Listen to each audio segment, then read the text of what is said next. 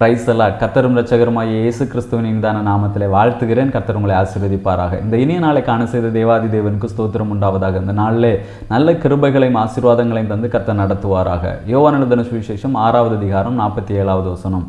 என்னிடத்தில் விசுவாசமாக இருக்கிறவனுக்கு நித்திய ஜீவன் உண்டென்று மெய்யாகவே மெய்யாகவே உங்களுக்கு சொல்லுகிறேன். கர்த்தருடைய பரிசுத்த நாமம் மகிமைப்படுவதாக.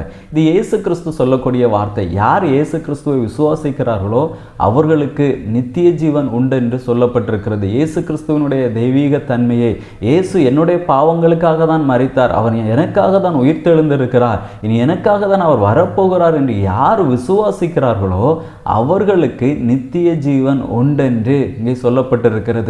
நமக்குள்ளே அப்ப எப்படி விசுவாசம் பிறக்கும் என்று பார்க்கும் பொழுது ரோமருக்கு எழுதின நிருபம் 10வது அதிகாரம் 17வது வசனத்தை வாசிக்கும் பொழுது அங்கே சொல்லப்பட்டிருக்கிறது, ஆதலால் விசுவாசம் கேள்வியினாலே வரும், கேள்வி தேவனுடைய வசனத்தினாலே வரும் என்று சொல்லப்பட்டிருக்கிறது. நமக்கு எழுதி கொடுக்கப்பட்டிருக்கிற அந்த வேதாகத்தை நாம் வாசிக்கும் பொழுது நமக்கு ஒரு விசுவாசம் உண்டாகிறது. அந்த விசுவாசத்தின் மூலமாக நாம் நித்திய ஜீவனை பெற்றுக்கொள்ள முடிகிறது.